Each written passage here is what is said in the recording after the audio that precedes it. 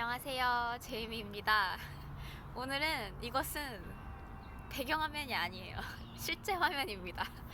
제 집 근처에 산책 나오는 데가 있는데 여기서 영상을 찍어보자 해가지고 좀 집에 있으면서 요즘 너무 집에 많이 있다 보니까 좀 우울해져가지고 그래서 영상을 잘 못 올렸어요. 그러니까 밥도 너무 못 먹었고 막 밥도 못 먹고 막 일도 잘 안 되고 운동도 안 하고 진짜 너무 진짜 정말 마음에 안 드는 한 달.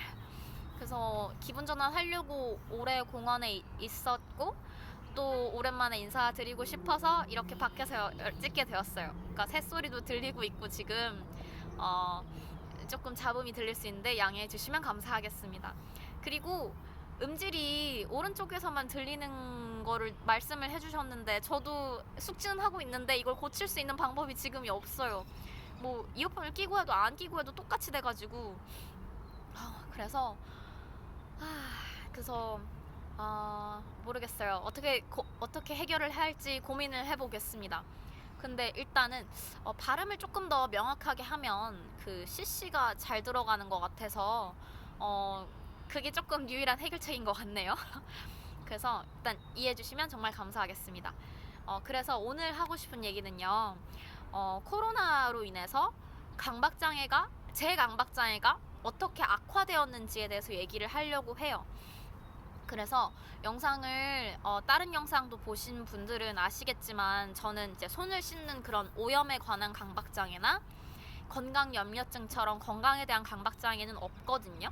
그런데 이제 다른 사람에 대한 과도한 책임감 이런 것 때문에 코로나 시국 때 굉장히 강박장애가 심했었어요. 그래서 그런 얘기를 하면서 다시 강박장애 치료 방법에 대한 그런 얘기를 조금 더 해보려고 해요. 저번에 여기 유튜브 덕분에 제가 얘기를 하고 왔던 NOCD라는 그런 채널에서 강박장애 치료 방법에 대해서 얘기를 이제 전문가랑 하는데 조금 흥미롭게 느껴졌던 부분이 있어서 꼭 공유를 하고 싶었어요. 그래서 일단은 제 경험을 먼저 얘기를 하면요. 코로나 때문에 저는 처음에 진짜 바깥을 안 나갔어요. 그러니까 여기 뉴저지에서 3월 중순에 그 집에 있으라고 그 락다운이 시행이 됐는데 그때 안 나갔는데 이제 뭐 하루에 한 번 산책은 당연히 나가도 되는 거고 다 누구나 그 장은 보러 갈 수 있는 거잖아요. 장을 보러 가야 되잖아요.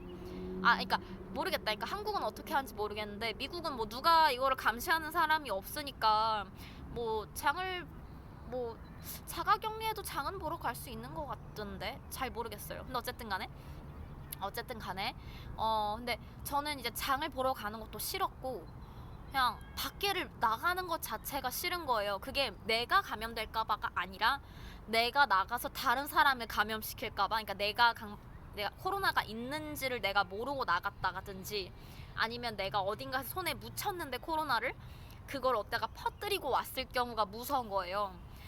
그러니까 내가 다른 사람한테 코로나를 옮기면 어떡하지? 이런 것 때문에 너무 무서워서 안 나갔어요, 진짜로. 근데 그러다 보니까 장 보는 것도 일주일에 꼭 한 번만 가야 돼서 하니까 되게 스트레스 받치고 뭐 나가고 싶을 때 나가는 게 아니라 막 나가기 전에도 진짜 막 수십 번씩 생각하고 나가 마라 막 이러면서 아니면은 사람이 가장 안 돌아다닐 때가 언제지? 이런 생각만 하고 있고 그런 생각들을 엄청 많이 하는 거죠. 그래서 그것 때문에 정말 힘들었어요. 네. 그리고 여기는 이제 아시아 혐오 범죄가 생기잖아요. 그래서 이제 다른 사람이 나를 보고 막 혐오감을 느끼면 어떡하지? 내가 아시안이니까. 그러니까 그거에 대한 무서움보다는 죄책감이라고 해야 되나? 그러니까 다른 사람이 나를 보고 막 불쾌해 할까봐. 그래서 이제 그런 이유들로 나가는 거를 진짜 최소화했어요.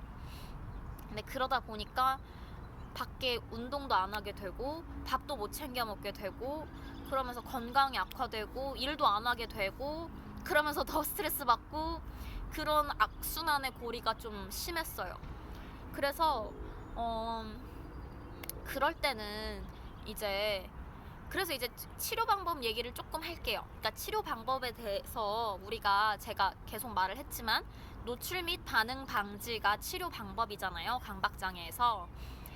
그런데 이제 그렇게 되면은 그러니까 노출의 부분은 이거겠죠. 내가 밖에 나가면서 다른 사람한테 코로나를 퍼뜨리는 게 무서워. 그래서 안 나갈 거야. 이렇게 되니까 노출은 일단 밖에 나가는 거잖아요. 나가면서 그래 내가 다른 사람한테 옮기게 되더라도 일단 나가는 게 노출이에요. 그런데 거기서 끝나는 게 아니에요. 반응 방지라는 거는 나갔을 때도 그러니까 내가 다른 사람한테 코로나를 옮기게 될지 안 옮기게 될지 아니면 집에 돌아온 다음에도 내가 그 상황에서 손을 씻지 않고 만져서 문제가 될 수 있었는지 막 이런 막 시나리오들이 자꾸 머릿속에 돌아다니잖아요. 그게 이제 우리가 생각하는 어쩔 수 없이 하는 행동이나 생각들 이거거든요. 그래서 그거를 멈추는 게 이제 반응 방지인 거예요. 내가 무서워하는 상황이나 그러니까 무서워하는 거에 대한 나의 반응들, 그러니까 자꾸 생각한다든지 자꾸 막 시나리오를 돌린다든지 그런 거를 방지하는 거죠. 그러니까 그런 생각이 들 때 하지 말자 이런 식으로 그래서 그냥 안 하려고 그거에 대한 어떠한 주의도 주지 않으려고 하는 거죠. 그러니까 막 이게 긴지 아닌지 내가 진짜 그때 뭐를 만져서 문제가 될 뻔했는지 아닌 건지 이걸 갑론을박하고 있는 게 아닌 거죠. 갑론을박하려고 하는 노력 자체를 안 하는 거죠. 그렇게 해서 노출 및 반응 방지가 되는 거예요. 그런데 제가 NOCD 제가 이제 이 유튜브 덕분에 제가 얘기를 하러 나갔던 NOCD라는 채널에서 제가 테라피를 받고 있는 거기서 조금 되게 흥미롭다고 느꼈던 게 그러니까 NOCD는 제가 나중에 들었는데 그런 노출 치료법을 약간 뭐 만든 그룹 같은 거래요. 잘 모르겠어요. 그러니까 모르겠다. 그러니까 그거에 관련된 앱을 만드는 건지 그러니까 애플리케이션? 그러니까 근데 이제 그 사람들은 굉장히 노출에 대한 그 중점이 굉장히 커요. 그래서 거기서 이제 저를 초청한 테라피스트 분이랑 이렇게 얘기를 하는데 왜 이렇게 노출에 대한 그것만 얘기를 하지? 반응 방지에 대한 얘기가 없는 거예요. 그래서 자꾸 얘기를 하다 보니까 뭔가 이건 이상하다. 내가 알고 있는 노출 및 반응 방지가 아니라 이건 그냥 노출인데? 싶었던 거예요. 그러니까 예를 들어서 그 중에서 진짜 심지어 그러니까 그러는 거예요. 강박장애는 그러니까 심지어 그 사람은 내 테라피스트인데 그러니까 거기 영상에서 이제 제가 모르는 그 전문가 한 분, 패트릭이라는 분, 그다음 저랑 제 테라피스트 본이라는 분이랑 세 명이서 얘기를 했거든요. 그 방송에서. 근데 제 테라피스트 본이가 강박장애라는 건 뭐지? 나쁘게 얘기하기 싫은 건데 약간 이해가 안 갔어요. 그러니까 막 되게 커다란 경고음 같은 게 막 너 큰일 났어 별거 아니다 막 큰일 났어 막 경고 이렇게 막 미친 듯이 소리가 들리는 건데 그냥 그거를 들으면서 무시하는 거다라고 하는데 근데 제 노출 및 반응 방지는 그게 아니거든요. 노출 및 반응 방지는 그거를 그런 뭐라지 지금 잘 설명이 안 될 거예요. 그러니까 막 미친 듯이 야 너 큰일 났어 너 지금 밖에 나가면 다른 사람들한테 코로나를 옮겨서 너 사람을 죽일 거야 막 이런 식으로 막 난리가 나잖아요. 경고음처럼 진짜 별것도 아닌 거에 막 난리가 나잖아요 지금. 근데 그거에 익숙해지는 게 노출인 건데 익숙해진다고 끝나는 게 아니거든요. 노출 및 반응 방지라는 거는 노출을 시킨 다음에 이게 이 막 울리는 이 잡음들에 대해서 그냥 잡음을 없애는 게 애초에 치료 방법이거든요. 그러니까 설명이 잘 안 되죠. 그러니까 노출만으로는 부족해요. 근데 제가 이제 이상하다고 느꼈던 거는 이 NOCD라는 그룹은 노출만 엄청 강조를 하는 그룹인 거예요. 저는 그걸 몰랐어요. 그 방송에 나가기 직전까지는. 근데 예를 들어서 초창기에 강박장애를 치료하는 그 방법에서 처음에는 노출만을 했대요. 그러니까 제가 팟캐스트를 들어보니까 그 노출 및 반응 방지가 원래 있었던 게 아니고 원래 노출 치료법이었대요. 그래서 이제 강아지를 무서워하는 강박장애가 있으면 자꾸 강아지를 보여주는 게 초창기의 치료 방법인데, 강아지를 보여주기만 해서 이 사람한테 강아지를 익숙하게 하는 것만이 치료 방법이 아니다라고 깨달은 거죠, 이 사람들이. 그래서 반응 방지를 넣은 거예요. 그래서 강아지를 보고 강아지를 봤을 때 드는 그 두려움이나 강박적인 생각이나 행동들을 하지 않도록 그 도와주는 게 이제 치료 방법인 것이다라고 노출 및 반응 방지로 이렇게 넓혀진 거거든요. 근데 이제 제가 제 테라피스트랑 그 다른 사람이랑 같이 얘기를 하면 할수록 이 사람들은 이렇게 노출만 얘기하는 거지? 그래서 굉장히 흥미로운 대화였어요. 그래서 근데 그런 거잖아요. 제가 아무리 강박장애로 인해서 다른 사람한테 코로나를 옮길까 무서워 이 생각이 들어가지고 밖에 안 나가는 게 강박장애인 거잖아요. 근데 이제 그거를 노출을 시키려면 나를 이제 떠밀겠죠. 그러니까 나가야지. 근데 나가서 익숙해지는 게 지금 다가 아닌 거잖아요. 그러니까 나가서 집에 돌아왔는데도 자꾸 생각이 들잖아요. 내가 그때 막 내가 손을 묻혔던 과일을 그 사람이 막 집어서 손도 안 씻고 그걸 먹게 되면 어떻게 될까? 이런 식으로 자꾸 머릿속에서 생각하는 그런 되뇌임을 멈추려고 하는 게 반응 방지고, 그것까지 되어야 강박장애의 치료 방법이 되는 건데 조금 되게 의외였어요. NOCD가 굉장히 지금 미국에서 활발하게 치료를 하고 있는 그룹인데 왜 그렇게 옛날의 방식으로 집착을 하고 있는지가 조금 의외였어요. 그래도 뭐 흥미로운 경험이었습니다. 그래서 정말 유튜브 덕분에 잘 갔다 왔고요. 그거에 대한 또 소감이 하나 있었는데, 제가 강박장애에 대해서 조금 이제 일부러 얘기를 많이 했었거든요. 그 사람들이 강박장애가 뭔지를 모르니까. 그리고 막 정신질환이나 질환이라는 게 굉장히 되게 정신병동에 있는 사람들이 갖고 있는 거라고 생각을 많이 하니까, 이제 너가 아는 너 친구 제이미가 강박장애가 있다 이렇게 일부러 막 얘기를 많이 하고 다녔어요. 근데 자세하게는 진짜 노루가 지나가는데 카메라에 잡혔으려나.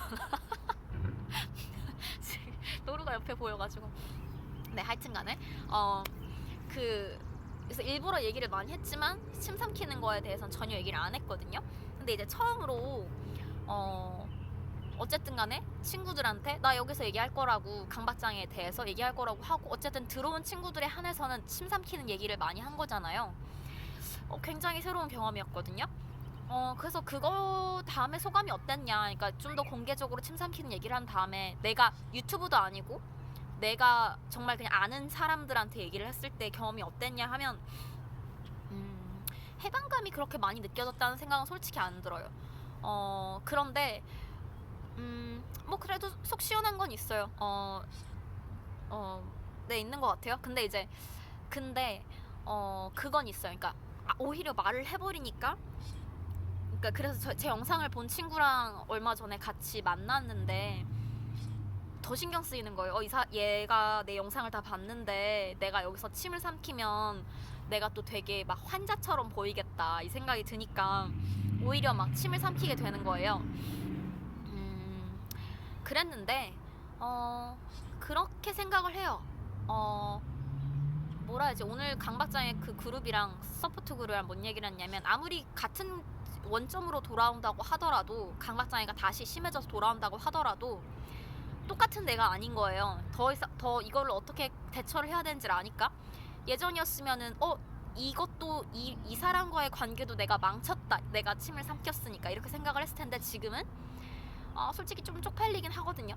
그러니까 내가 이런 강박장애가 있다는 거를 친구한테 말을 공개적으로 했는데, 유튜브에서 그거를 본 친구 앞에서 침을 삼키면 꼭 내가 아직까지도 그거를 갖고 있는 것처럼 환자처럼 보이니까 그게 싫었던 것 같아요. 그런데 지금은 이것 때문에 이 사람의 인생을 망쳤어 라든지 이 사람과의 관계를 망쳤어 이게 아니라, 그래 다음에는 괜찮겠지 이런 식으로 생각이 되는 거예요. 그리고 그런 사람이랑 얘기를 한다고 하더라도 지금 내가 침을 삼켜도 말하다가 보면 없어지겠지 라는 확신이 생기는 거예요. 그런 면에서는 이제 그런 거죠. 제가 심지어 유튜브 가서 얘기를 한 것도 노출이 되는 거죠. 내가 침을 삼키는 걸 다른 사람한테 말했을 때 다른 사람이 내 침 삼키는 걸 자꾸 확인하게 될까봐 무서워 그래서 말을 안 하게 되는 건데 사실은 침 삼키는 것도. 근데 말을 해보는 거잖아요. 그 노출의 일부가 돼버린 거잖아요. 내 강박장애 얘기를 하는 거였지만 결국에는 노출이고, 반응 방지라는 거는 내가 이 친구가 내가 침 삼키는 걸 아는데 내가 침 삼켰을 때 막 얘 어떻게 막 떠들떠 이런다 이렇게 생각해도 괜찮아. 그래도 나 다음엔 더 나아질 거고, 그렇다고 해서 이 친구가 나를 막 이상하게 볼 것도 아닌 것도 알겠고, 그래서 그 친구랑 얘기할 때는 조금 안 없어졌는데, 다른 영상 본 다른 사람이랑 얘기할 때는 한 10분, 20분 뒤에 없어졌어요. 조금 더 그런 확신이 생긴 것 같아요. 그리고 저 눈 깜빡이 강박장애는 없는데, 영상 찍을 때, 유튜브에서 찍을 때 갑자기 의식이 되는 거예요.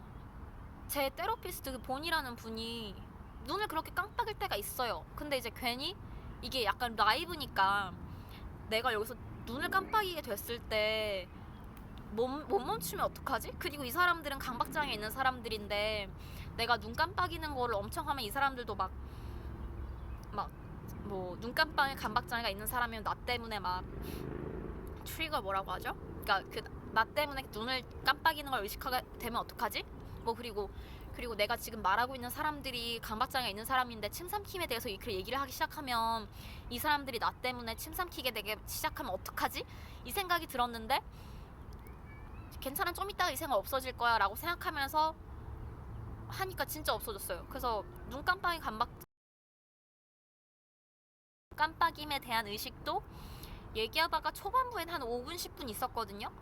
근데 나중에 없어졌고, 침 삼키 다른 사람이 나 때문에 그 영상을 보고 침 삼키게 될까 무서워라는 생각도 금방 그래도 없어진 것 같아요.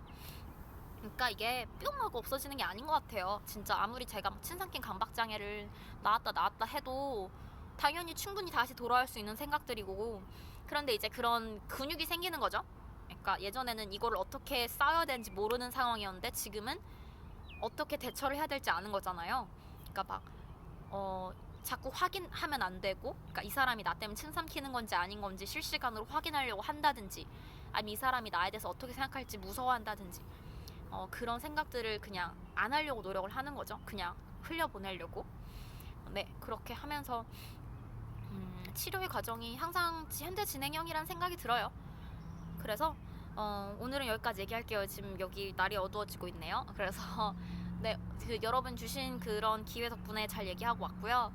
그래서 한 달 동안 사실 조금 제가 건강이 많이 안 좋았어요. 그래서 그런 제가 아까 말했던 코로나랑 좀 관련된 것도 없지 않았고, 밖에 안 나가게 되니까 더 우울해지고, 우울하니까 일 안 되고, 일 안 되니까 밥 안 먹게 되고, 밥 안 먹으니까 일 더 안 되고 그래서 그것 때문에 사실 못 왔는데, 네, 인사를 꼭 드리고 싶어가지고 했습니다. 네, 그래서 다들 좋은 한 주 한 달 보내시고요. 저는 이제 여름방학이라서 조금 더 오히려 바빠지게 되는데, 그래도 영상 시간 있을 때 올리도록 하겠습니다. 감사합니다, 여러분. 코로나 조심하시고 다들 잘 있어요. 스스로한테 너그러운 하루 보내시길 바랍니다. 안녕.